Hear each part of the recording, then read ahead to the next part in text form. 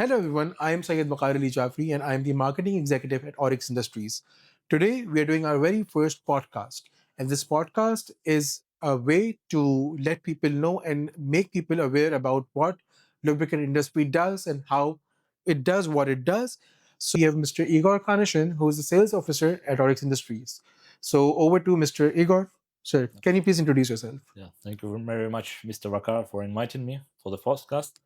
My name is Igor. Yeah. I am 26, and in Oryx Industries, I'm handling sales operations, export sales operations for developing markets, for mostly for CIS, for Mhm. Central Asia, and for Caucasus. As well, in the company, I'm handling the exploration of new and potential markets. Okay, that's amazing. So can you tell me a bit about Oryx Industries? What is Oryx Industries? What does the company do, and how big is it? And anything and everything that you can tell us about the company. Well, Oryx Industries is a lubricant blending plant located in Hamriyah Free Zone Phase Hmm. 1, Sharjah, Emirates, United Arab Emirates. For the context of GCC lubricants industry, the company has a very huge history. The plant itself is operational since 2012. Before 2024, it was functioning as an independent blender. From 2024 onwards, it was acquired by Tajir Muluk Group, Okay. and now the plant is functioning as a group's subsidiary for manufacturing and distribution of finished lubricants. Oh, nice. Yeah. So you're working with lubricants, and you're working with Yeah. making, blending, producing lubricants. So do you have an R&D facility that keeps a check and balance in all these lubricants that go out? Well, yeah, with no doubts, our R&D facility is a pearl in the company's crown. Uh, it has must-have units for basic lubricant oils properties testing, Hmm. such as viscosimeters, pour point testers, color testers. But there are some tools that are not so common, let's say, Okay. in the R&D facilities of GCC blenders, such as thermal stability tester, rust prevention apparatus, and Hmm. particles count. But the hardware itself, it has zero value without stuff that Fair enough. operates it. Our main advantage is a highly professional team of our technical experts that that are managing and that are working in our R&D facility. These are very experienced guys who worked across all over Middle East in various industries related and directly related and indirectly related to lubes industry. And this team is constantly working on the formulations improvement, on raw material selection, Hmm. on recent developments in API specifications, some OEM specifications to keep our products up to date, yeah, up to the Up to the mark. latest market requirements. And of course, they're performing some like standard, let's say, basic function for lab facility for every lubricant plant, as which is quality control of incoming raw materials and the quality control of a finished product that are being blended at the facility itself. Fair enough. So this R&D facility this just does a lot, right? Yeah. But do you think there's a competition in the market when it comes to Mhm. your R&D facility? Do you think there are any other facilities, be it in the region, in the UAE region, or in the Mhm. Arabic region, that do match the quality and the standards of Time Innovate? If we talk about in-house R&D facilities Hmm. that are in-house facilities for privately owned lubricants blending plants, Hmm. there is not such big number in GCC that can really be compared with this facility. But I will tell you more because our goal is to introduce absolutely another level of R&D into the GCC region, and you Fair will enough. see it in the upcoming months. Perfect. I'm sorry we differed off a bit towards the Teminowate side, but coming back to Oryx Industries, so like, does the company have its own internal brands or something, or the product lineup that you can tell us about? Yeah, Oryx has two major brands. The Hmm. first one is MacLloyd Lubricants. This is a premium brand. Oh, nice.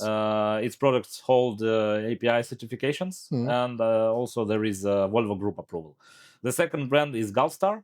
It is our value brand, Hmm. although its products also possess API Hmm. certifications, and there is no compromise on the quality. It does not mean that if Gulfstar is value brand, it is significantly weaker as per performance or as per technical properties of the oil itself. Perfect. So these are the brands, right? So what is the product lineup in these brands? Yeah, within each brand, we have engine oils Hmm. for passenger cars, engine oils for heavy duty commercial vehicles.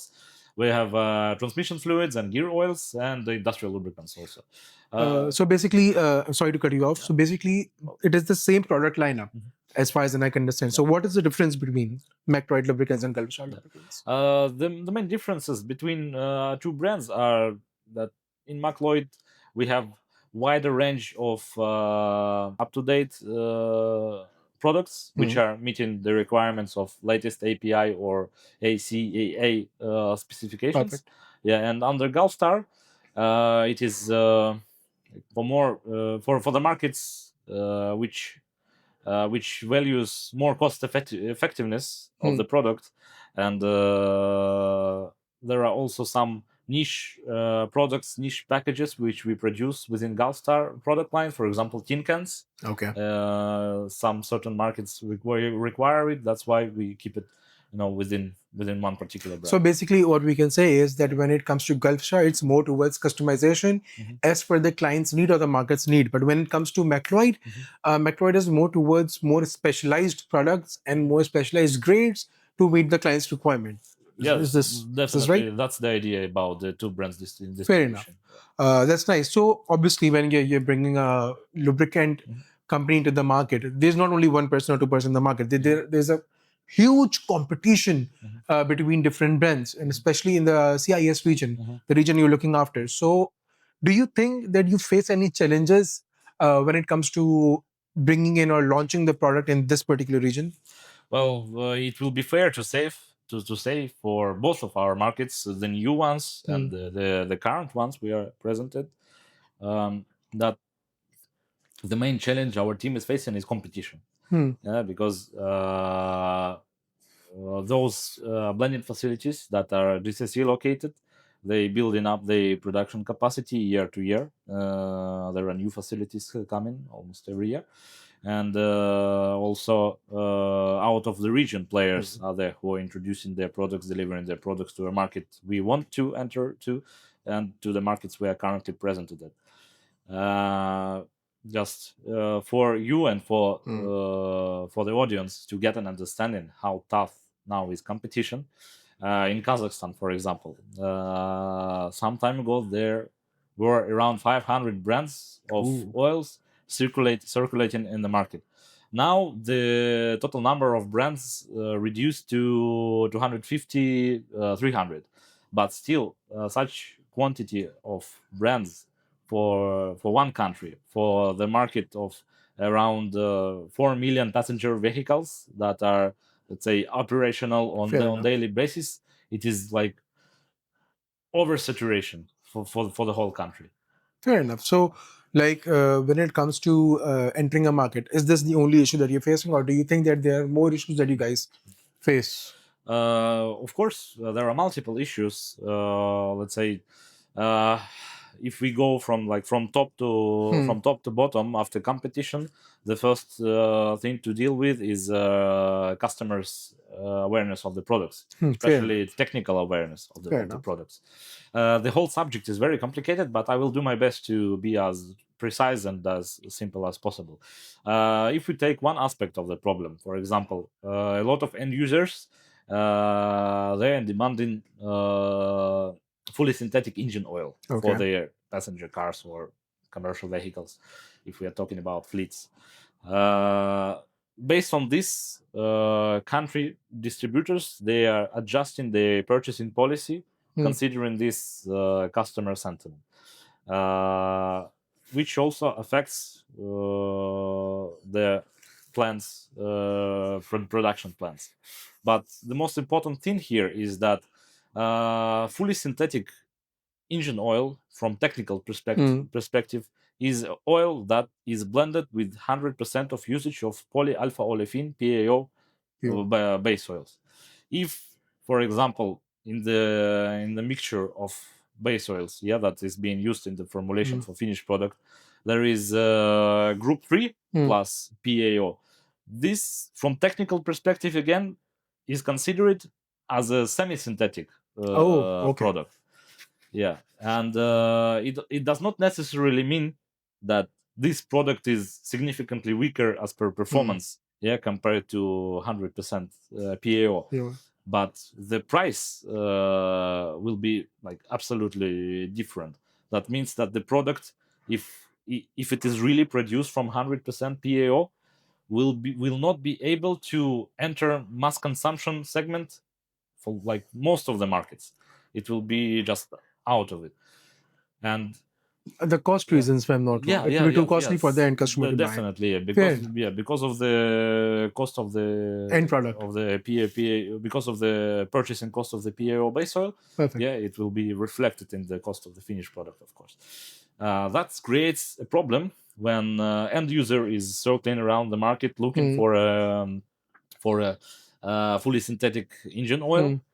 And at the same time, some blenders and distributors, they are conducting certain practices when on the package of finished product it is indicated that it is fully synthetic engine oil, but in fact the product that was actually blended and is semi-synthetic. For example, group 3 plus PAO. Some group 3 will be major dominant component in the formulation, and the PAO will be will have some minor usage, of course, plus additive package.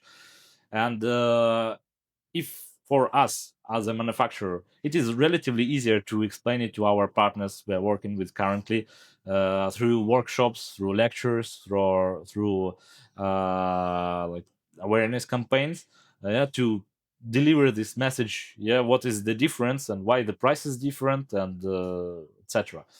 For our, let's say, for end users of our distributors, and for the regional distributors, it will take gargantuan effort to explain this thing to them. Fair enough. That they cannot expect adequate price from fully synthetic engine oil, which is technically produced according to the technical specification. Fair enough. I think it was a very good lesson for, I think, anyone who's trying to buy an engine oil, or even the dealers or resellers who are in the market, to understand what and how to buy an engine oil or a lubricant, and then how and in what rates to sell it back to the market. So I think it was an amazing first podcast with Mr. Igor, and there's much more to come. So stay tuned. Like, subscribe, and share. That's what everyone says. So we are going to say that same thing too. So thank you so much, Igor, and looking forward to the second podcast. Thank you very much. Thank you.